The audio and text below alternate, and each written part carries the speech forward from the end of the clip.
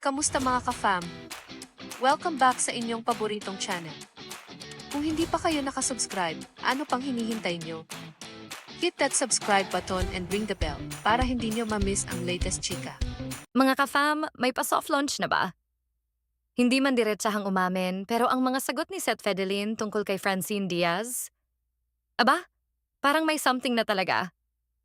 Sa isang recent media conference para sa upcoming film nila, natanong si Seth tungkol sa real score nila ni Francine.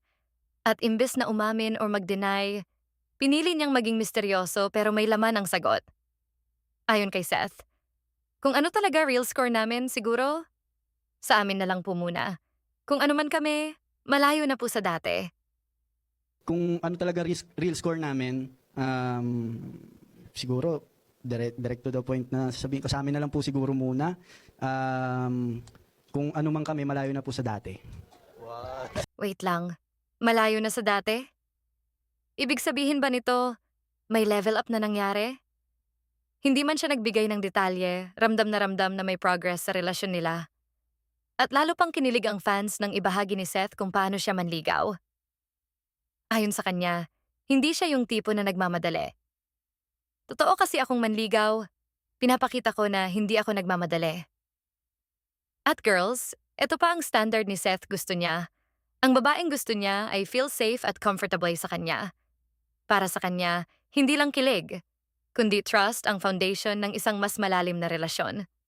At sa ngayon, kontento raw siya sa kung anong meron sila. Kung anong estado namin, kontento ako dun. Ay grabe, contentment is key. Hindi rin niya nakakalimutang bigyang halaga ang pamilya ng girl. Importante raw sa kanya na makuha ang tiwala ng pamilya, na talagang nagpapakita kung gaano siya kaseryoso. Samantala, magsasama sina Seth at Francine sa romantic comedy na She Who Must Not Be Named, na mapapanood na ngayong Abril 29.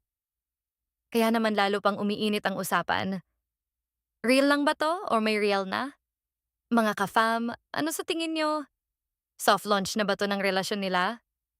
Or talagang taking things slow lang muna? Comment down below at pag-usapan natin yan. Huwag kalimutan mag-like, subscribe, and hit the bell for more updates. Kita-kits ulit sa next video, mga ka-fam.